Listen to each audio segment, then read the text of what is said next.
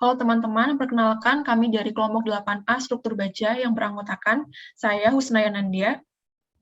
Saya Caroline Valencia Kurniawan. Dan saya Kevin Azril Gibran. Kami akan melakukan presentasi terkait pengerjaan tugas struktur baja kami. Pada slide ini, kita dapat melihat tampak dari bangunan yang kami survei.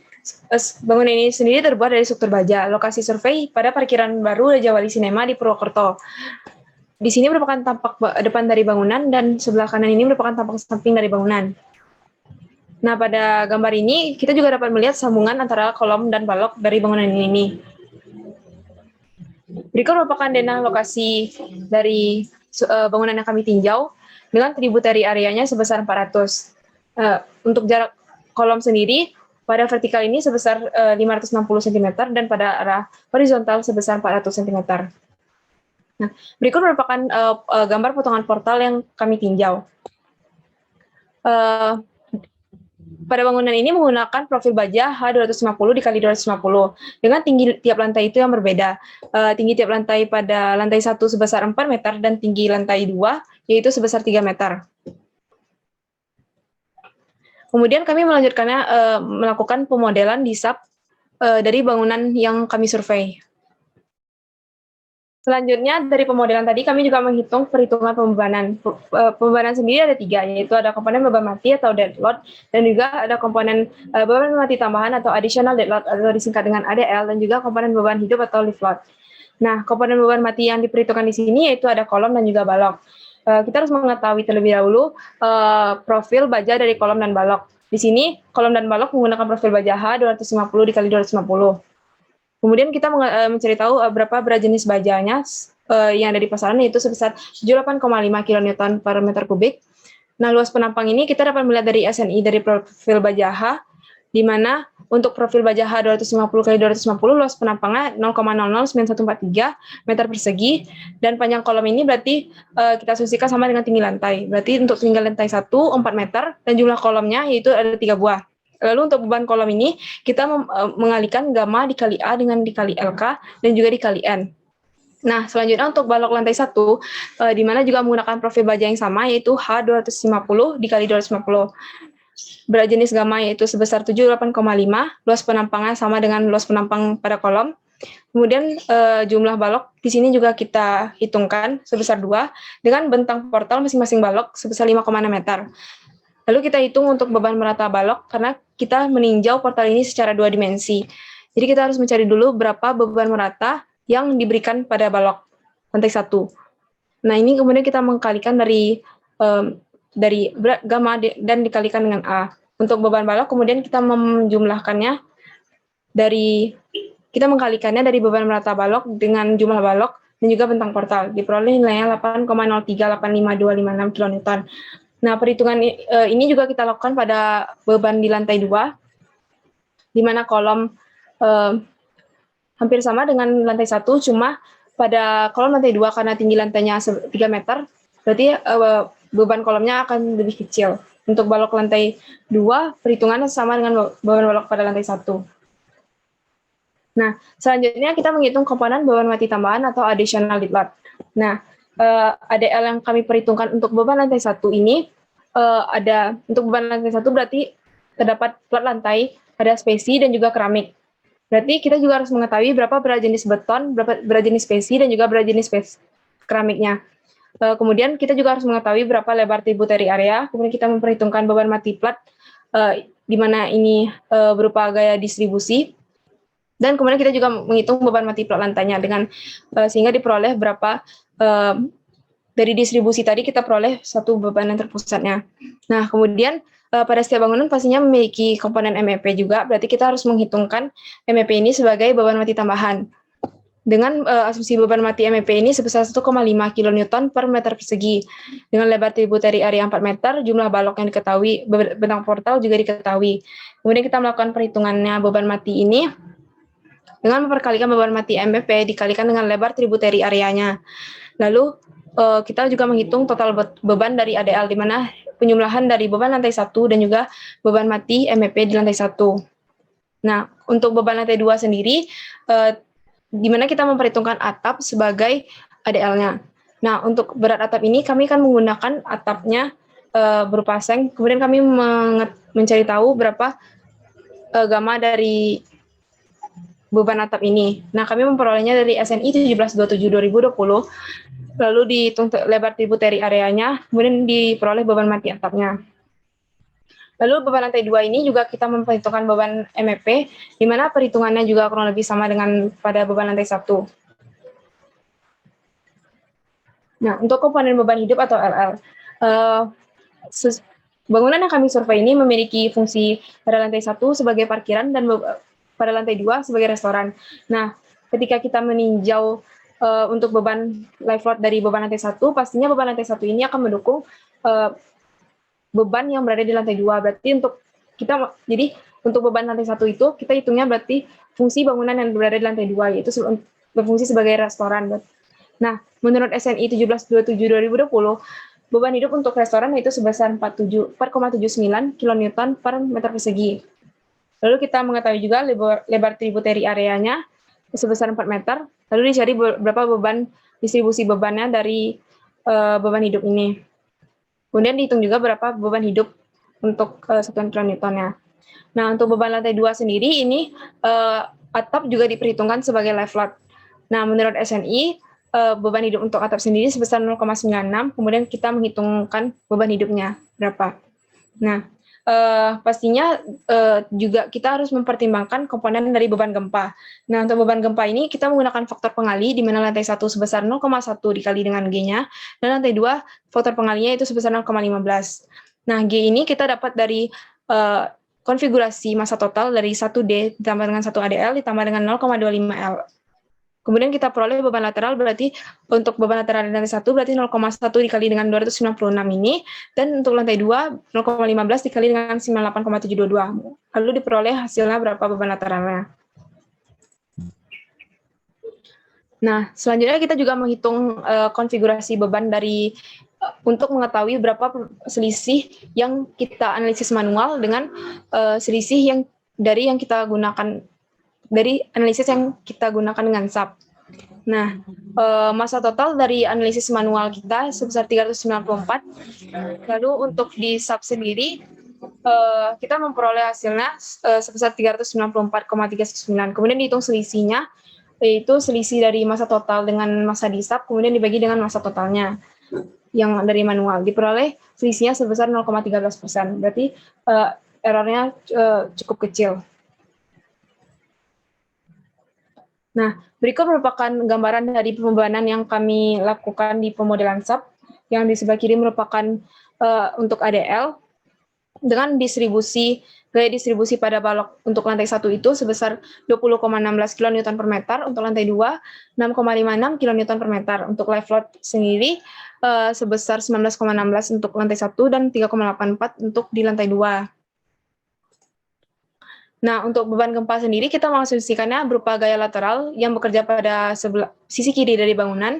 Kemudian kita juga mengasainnya pada pemodelan SAP.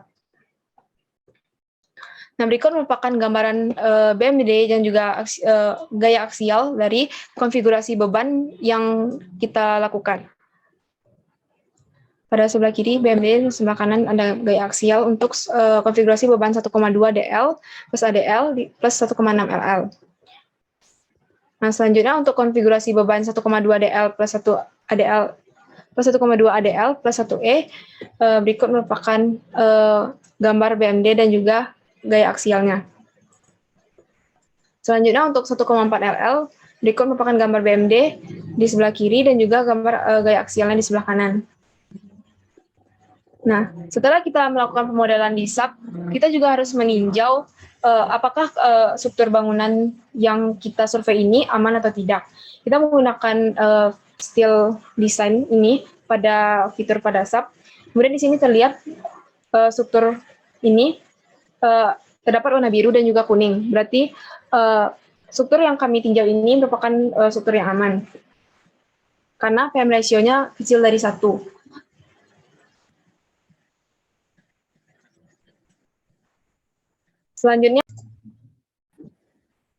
Selanjutnya yaitu analisis manual untuk kolom. Nah, berikut merupakan gambar kolom dan juga balok yang nantinya akan kami analisis. Nah, untuk profil kolom sendiri menggunakan profil baja H 250 dikali 250. Untuk data-data profil baja H ini dapat kita peroleh dari SNI atau dari sumber-sumber lain untuk baja ini.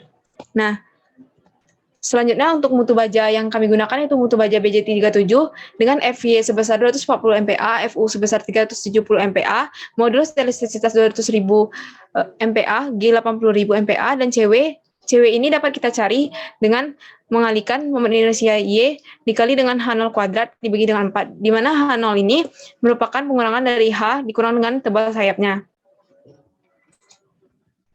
Nah, selanjutnya dengan bantuan pemodelan dari SAP, kita dapat mengetahui konfigurasi beban mana yang akan menghasilkan beban maksimum pada portal yang kita survei ini. Nah, dari kanan ini kita dapat melihat bahwa konfigurasi yang menghasilkan P maksimum, dan juga M maksimum yaitu konfigurasi 1,2D plus ADL plus 1,6 LL. Kemudian kita mencatat berapa hasil PU, VU, dan juga MU-nya. Nah, karena konfigurasi bebannya merupakan 1,2DL plus ADL plus 1,6 LL, dapat kita simpulkan bahwa portal ini merupakan portal yang tidak bergoyang karena tidak terdapat gaya lateral yang juga berkontribusi untuk memberikan beban maksimum pada portal ini. Nah, selanjutnya karena kita setelah mengetahui bahwa portal ini merupakan portal tidak bergoyang, kita dapat mencari faktor kekakuannya. Nah, untuk faktor kekakuan ini nantinya kalau kita mencari K itu bakal berbeda antara portal yang tidak bergoyang sama yang bergoyang. Makanya kita perlu terlebih dahulu untuk mengetahui apakah portal ini bergoyang atau tidak. Nah, untuk mencari faktor kekakuan ini kita harus mencari GA dan juga GB-nya terlebih dahulu. GA dan GB karena kita meninjau kolom ini yaitu kolom AB. Berarti kita harus meninjau dua titik, yaitu titik yang bagian atas yaitu GA dan titik bagian bawah yaitu GB. Nah, untuk GA ini sesuai rumus ini GA dicari dengan sigma dari inersia dari kolom dibagi dengan tinggi dari kolom. Kemudian apabila terdapat kolom lagi di sini, maka dijumlahin inersia kolom ini dibagi dengan tinggi dari kolomnya, kemudian dibagi dengan sigma dari inersia dari balok dibagi dengan panjang balok, kemudian ditambah inersia balok dibagi dengan panjang baloknya. Begitu juga dengan di titik B. Maka juga kita akan mencarinya seperti yang sebelumnya. Dari GA dan GB ini kemudian kita memplotnya ke dalam grafik portal tidak bergoyang ini, di mana GA merupakan 0,63 ini, berarti di sini, kemudian untuk GB sekitar 1,11. Lalu kita tarik garis, kemudian kita mengetahui berapa nilai dari faktor kekakuannya. Di sini kita mengasumsikan 0,75. Nah, kemudian dari kolom ini kita mencek tekuk lokal, apakah dia bersifat tidak langsing atau langsing. Hal ini agar kita mengetahui sifat dari profilnya. Untuk mengecek tekuk lokal dari sayap, kita menggunakan lambda F, di mana lambda F ini dicari dengan B dibagi dengan 2 per TF. Nah, karena di sini yang kita ketahui B-nya itu merupakan tebal sayap dari kanan ke kiri, dari ujung sini ke sini, maka kita perlu membaginya lagi dengan 2 dikali TF, karena sebenarnya apabila kita menghitung lambda F itu, kita harus menghitungnya itu setengah dari total lebarnya ini. Makanya di sini kita perlu membaginya lagi dengan 2. Nah, untuk lambda RF ini dapat dicari dengan 0,56 dikali dengan akar dari E dibagi dengan FY. Nah, apabila lambda RF lebih besar daripada lambda F, maka dapat disimpulkan bahwa sayap ini bersifat tidak langsing. Selanjutnya kita juga meninjau pada cek tekuk lokal di badan dengan rumus untuk badan sendiri, lambda sama dengan H dibagi dengan TW. Di mana H ini bukan langsung kita ambil dari tinggi ini, tapi kita harus menguranginya juga dengan tebal flange dulu dan juga berapa R di sini. Nah, untuk lambda R untuk web sendiri dapat kita cari dengan rumus 1,49 dikali dengan akar E dibagi dengan FY. Nah, karena lambda RW lebih besar dari LW, maka juga kita dapat simpulkan bahwa badan bersifat tidak langsing. Nah, selanjutnya kita juga mencek apakah sayap dan badan ini kompak atau tidak kompak. Nah, Kemudian kita mencari lambda F-nya tadi, seperti yang sebelumnya udah kita kalkulasikan, yaitu B dibagi dengan 2 di 2 TF, kemudian lambda W ini H dibagi dengan TW. Kemudian kita cari lambda PV-nya. Untuk lambda PV, dengan menggunakan rumus 0,38 akar E per FY, dan lambda RF 1 akar E per FY. Nah, selanjutnya untuk badan kita juga mencari lambda PV-nya, lambda PW dan juga lambda RW. Kemudian kita cek kekompakannya. Jika lambda P lebih besar daripada lambda, berarti dia kompak. Nah, karena sayap dan badan kompak, maka dapat kita katakan bahwa profil baja ini merupakan profil yang kompak. Nah, selanjutnya kita juga mengecek apakah profil baja ini elastis atau tidak elastis. Nah, hal ini untuk menentukan rumus tegangan kritis yang akan kita gunakan untuk perhitungan nantinya. Jadi kita menggunakan di sini ada faktor kekakuan, terus ada LB, yaitu tinggi dari kolomnya, kemudian perkalian dari faktor kekakuan dengan L, atau yang biasa disebut dengan tinggi efektif, kemudian ada R-min, ada lambda, kemudian lambda batas. Di mana lambda batas ini merupakan 4,71 dikali akar E per FY. Kemudian untuk lambda ini KL dibagi dengan LB. Nah, apabila lambda batasnya lebih besar daripada lambda, maka dapat kita katakan berupa tekuk non-elastis. Pada kanan ini kita dapat melihat rumusnya, sehingga karena tekuk non-elastis kita dapat menggunakan rumus FCR, yaitu 0,658 dipangkatkan FY per FE dikali dengan FY. Nah, FE ini nanti dapat kita hitung dengan mencari V kuadrat E dibagi dengan LC dibagi R kuadratkan. Nah, tadi kita sudah mengetahui bahwa kolom ini bersifat non-elastis, berarti rumus yang akan kita gunakan yaitu FCR 0,658 ini.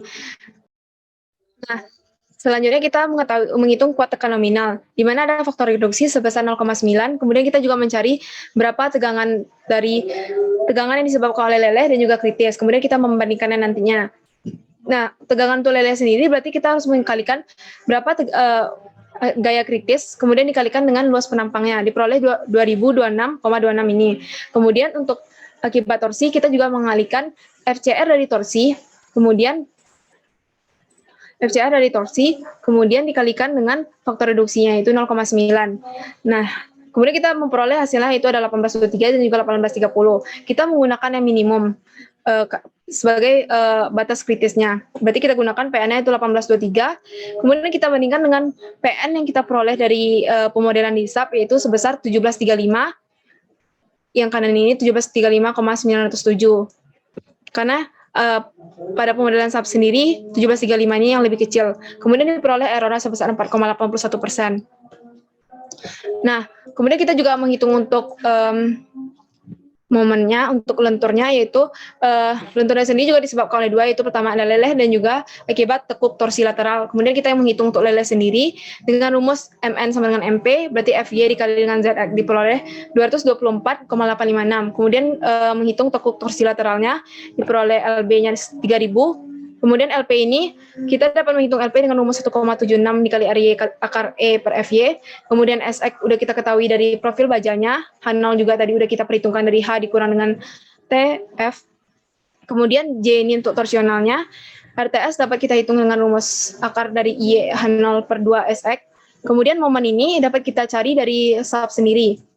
Nanti kita lihat berapa momen maksimumnya dari kolom yang kita tinjau, terus kita untuk MA ini 1/4 dari panjang yang kita tinjau, kemudian MB ini berada di tengah, dan MC ini di lokasi 3/4. Kemudian kita hitung CB dengan rumus 12,5 Mmax dibagi dengan 2,5 Mmax ditambah dengan 3 MA tambah 4 MB ditambah dengan 3 MC. Kemudian kita mencari juga berapa LR-nya dengan rumus ini. Kemudian kita mencek apakah kolom ini bersifat plastis sempurna, inelastis, atau elastis. Nah, setelah kita cek ternyata LB-nya lebih kecil dari LP, berarti bersifat plastis sempurna, sehingga keadaan batas torsi lateral itu tidak akan berlaku. Sehingga di sini kita tidak perlu mencari MN-nya lagi. Nah, lanjut. Berarti momen nominal yang akan kita gunakan di sini yaitu momen yang berasal dari leleh, yaitu 224,856. Karena yang dari torsinya tidak berlaku. Kemudian kita menggunakan faktor reduksi juga, berarti 0,9 dikali dengan 224 202,856 diperoleh 202,3704. Kemudian kita membandingkan MN yang kita peroleh dari SAP, yaitu 202,368. Dengan error yang kita peroleh yaitu 0,00%. Berarti cukup akurat antara perhitungan manual. Nah, selanjutnya kita akan menghitung faktor amplifikasi. Karena kolom ini merupakan tidak bergoyang, berarti kita tidak perlu memperhitungkan B2-nya. Untuk CM sendiri, kita dapat mencarinya dengan rumus yang ada di kanan, yaitu 0,6 dikurang 0,4 dikali dengan M1 dibagi dengan M2. Untuk PE1 dapat kita hitung dengan rumus V kuadrat I per LC1 kuadrat. Untuk PR ini sama dengan PU. Kita asumsikan sama. Lalu PRPU ini kita peroleh dari pemodelan di SAP. Kemudian alfanya kita gunakan 1. Kemudian B1 ini dapat kita hitung dengan CM per 1 kurang alfa PR per PE1. Nah, untuk beban aksial terimplifikasi ini, kita dapat menghitungnya dengan PR sama dengan PNT ditambah dengan B2 kali PLT. Nah, PLT ini kita asumsikan 0 karena tadi tidak ada gaya lateral yang bekerja. Kemudian PNT sama dengan PU. Berarti min 43,411. Kemudian untuk momen total terimplifikasi ini dengan rumus MR sama dengan B1 tambah MT ditambah dengan B2 tambah MLT. Karena tidak ada gaya lateral yang bekerja juga, berarti kita mengasumsikannya itu 0. Kemudian kita jumlahkan B1 tambah MNT. Kemudian di sini MR berarti B1, di mana B1 sama 0,998 ini dikali dengan 9556900 ini. Nah, untuk M1 dan M2 ini kita peroleh dari pemodelan di SAP. Kita dapat meninjau kolom yang kita tinjau itu, dan kita mengecek berapa momen yang terjadi pada ujung-ujungnya. Nah, selanjutnya kita dapat mengecek geser nominal dari kolom ini. Kita menghitung pada bagian badannya itu lambda W-nya sebesar 21,77 dan lambda RW, dan sebelumnya juga kita hitung. Dapat kita simpulkan yaitu tidak langsing, karena lambda RW-nya lebih besar daripada lambda W. Kemudian kita menghitung kekuatan geser nominal ini dengan rumus Vn sama dengan 0,6 kali Fy kali AW dikali dengan CV1, di mana CV1 digunakan 1, dan untuk AW sendiri merupakan luas badan, D dikali dengan TW. D dikali TW ini datanya nanti akan kita gunakan dari data profil baja yang ada pada slide sebelumnya. Nah, untuk Vn, kemudian kita mengalihkan 0,6 dikali dengan Fy dikali AW dikali dengan CV1. Diperoleh nilainya 287,712, Vp-nya juga demikian. Nah, kemudian kita membandingkannya dengan berapa hasil Vn di SAP, yaitu 291,6. Lalu kita menghitung errornya, yaitu dengan Vn di SAP dikurang dengan Vp ini, kemudian dibagi dengan Vp ini. Kemudian diperoleh 1,35%, berarti errornya cukup kecil. Berikut merupakan output dari steel stress di SAP. Output datanya.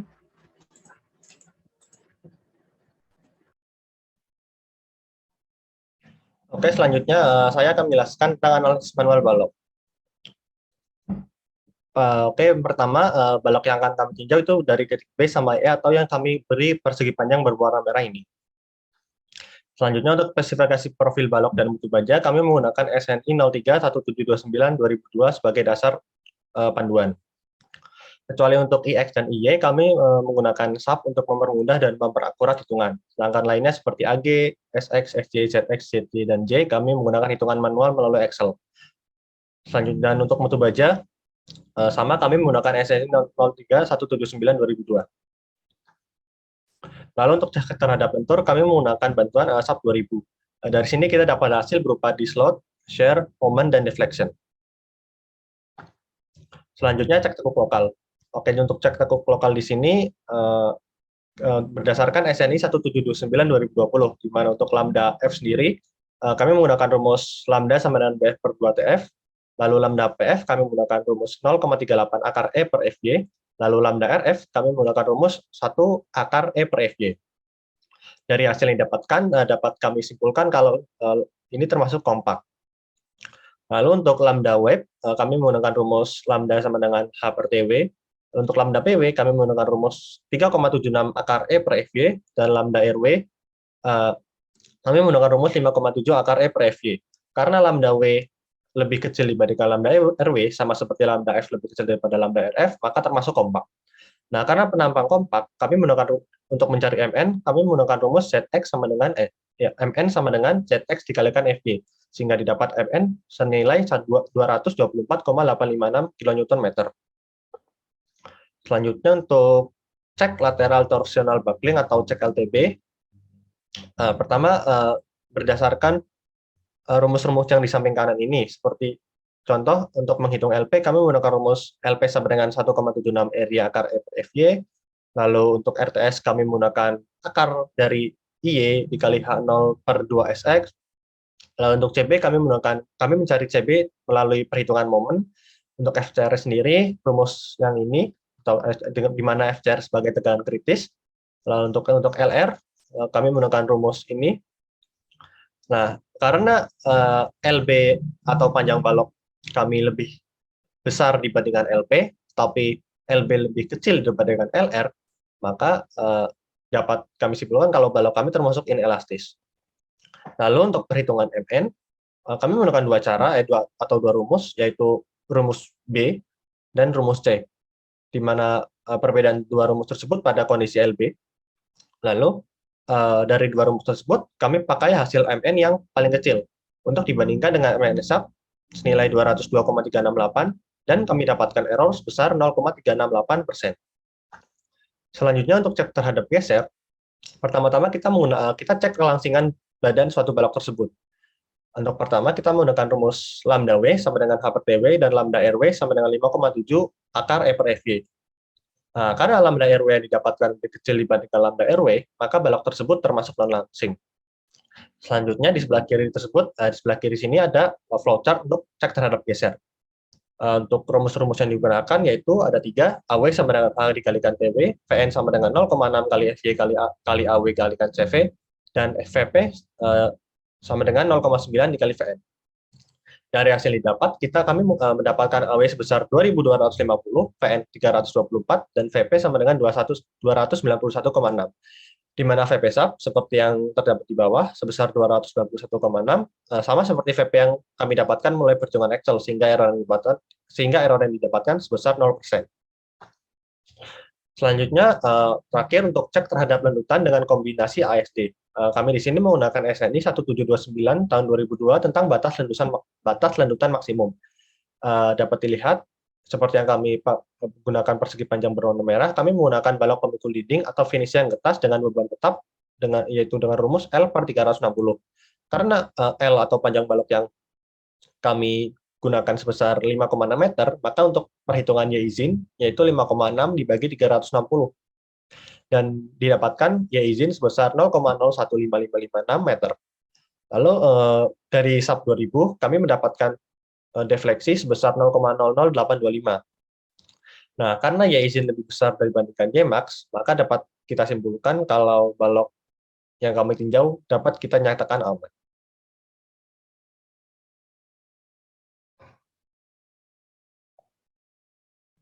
Selanjutnya adalah analisis sambungan. Hal yang pertama harus dilakukan adalah menentukan titik sambungan yang akan ditinjau. Berikut adalah titik sambungan yang akan ditinjau, yaitu terletak pada kolom 1A dan balok lantai 2. Selanjutnya adalah menentukan material dan section properties dari baut dan plat yang digunakan. Untuk mutu baut, yaitu A325 dengan diameter baut 30 mm dan luas permukaan bautnya 706,86 mm persegi dan jarak baut ke tepi 38 mm dan jumlah baut yang digunakan adalah 6 buah. Untuk jarak minimum baut ke tepi itu diatur pada SNI 1729 2015 untuk masing-masing diameter baut. Sedangkan untuk plat yang digunakan yaitu mutunya adalah BC37 dengan tegangan leleh dan tegangan putus masing-masing adalah 240 dan 370 MPa. Dengan tinggi plat dan lebar platnya yaitu 250 mm. Dimensi ini disesuaikan dengan dimensi profil balok yang digunakan yaitu 250 kali 250 mm. Lalu selanjutnya ditentukan lebar luasan tekan atau B-aksen. Lebar luasan tekan ini besarnya adalah 3/4 dari lebar plat. Dan tebal plat yang digunakan adalah 8 mm. Selanjutnya adalah menginputkan nilai VU, MU, dan PU, atau gaya geser ultimate, momen ultimate, dan gaya aksel ultimate.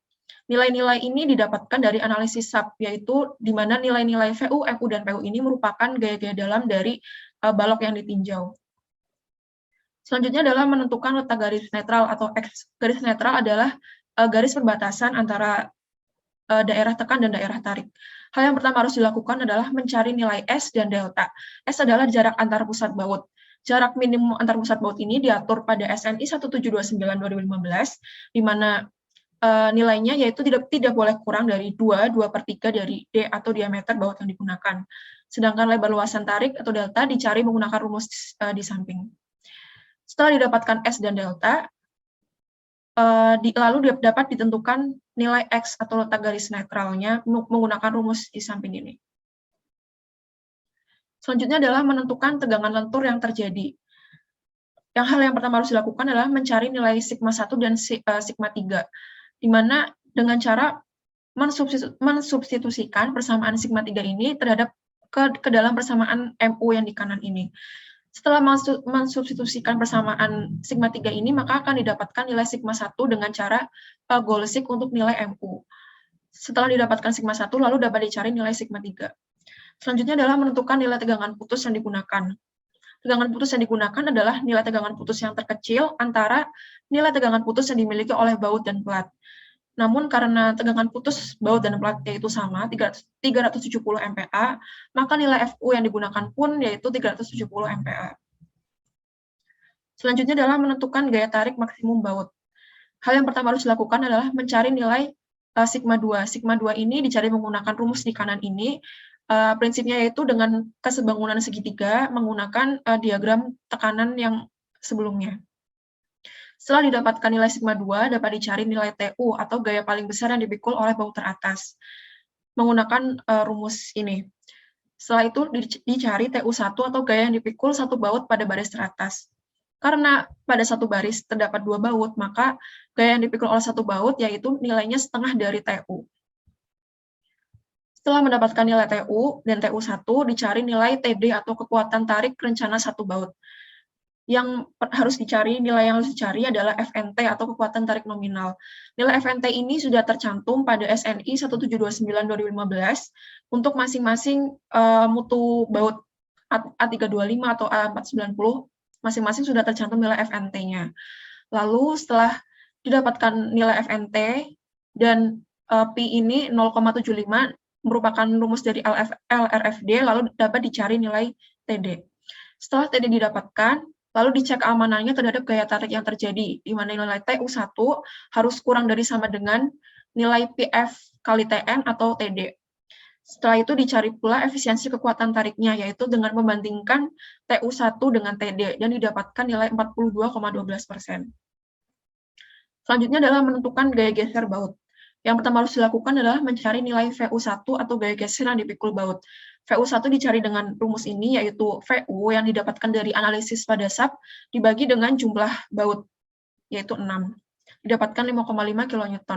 Selanjutnya yaitu menghitung kuat geser rencana satu baut. Yang nilai-nilai yang dibutuhkan yaitu ada FNV dan P. FNV ini sama dengan FNT, didapatkan dari tabel pada SNI 1729/2015. Dan P ini 0,75 untuk LRFD, dan didapatkan nilai VD sekian. Setelah didapatkan nilai VD, lalu dicek keamanannya terhadap gaya tarik yang terjadi, di mana nilai VU1 harus kurang dari sama dengan nilai VD, dan dihitung pula rasio gaya gesernya dengan membandingkan nilai VU1 dibandingkan VD, dan didapat 2,79%. Selanjutnya adalah menentukan gaya tumpu baut. Yang pertama harus dilakukan adalah menentukan RD atau kuat tumpu rencana dari masing-masing baut. Setelah ditentukan RD dari ke-6 baut, lalu dijumlahkan dan didapatkan sigma RD yaitu sekian. Nilai-nilai dari RD tiap baut ini memiliki syarat, yaitu tidak boleh melebihi dari nilai ini. PF dikali 2,4 dikali diameter baut dikali tebal plat dikali tegangan putus, di mana nilai RD syarat tersebut adalah 159,84 kN. Setelah semuanya memenuhi syarat dan didapatkan sigma RD, lalu dicek keamanannya terhadap gaya tumpu yang terjadi, di mana nilai VU yang didapatkan pada analisis SAP ini harus kurang dari sama dengan sigma RD, dan dicari pula rasio gaya tumpunya dengan membandingkan nilai VU dibandingkan sigma RD, dan didapat 4,075%. Selanjutnya adalah kombinasi gaya tarik dan geser. Pertama harus mencari nilai FRV dulu dengan rumus ini, lalu mencari nilai F aksen MT dengan rumus ini. Setelah didapatkan F aksen NT, lalu F aksen NT ini dibandingkan dengan nilai FNT, di mana dari kedua nilai tersebut, nilai yang lebih kecil digunakan untuk menentukan kuat tarik nominal satu baut. Karena antara FNT dan F aksen NT lebih kecil nilai FNT, maka nilai FNT tersebutlah yang digunakan untuk mencari nilai TD atau kuat tarik nominal satu baut. Setelah didapatkan nilai TD, lalu dicek keamanannya terhadap gaya tarik yang terjadi, yaitu membandingkan TU1 dengan nilai TU1 harus kurang dari sama dengan PFTN, dan menghitung efisiensi kekuatan tarik dengan membandingkan TU1 dengan TD. Dan terakhir adalah penggambaran dari sambungan baut. Berikut adalah gambar tampak depannya, dan ini adalah gambar tampak sampingnya. Sekian dari kelompok kami, terima kasih. Terima kasih atas perhatiannya.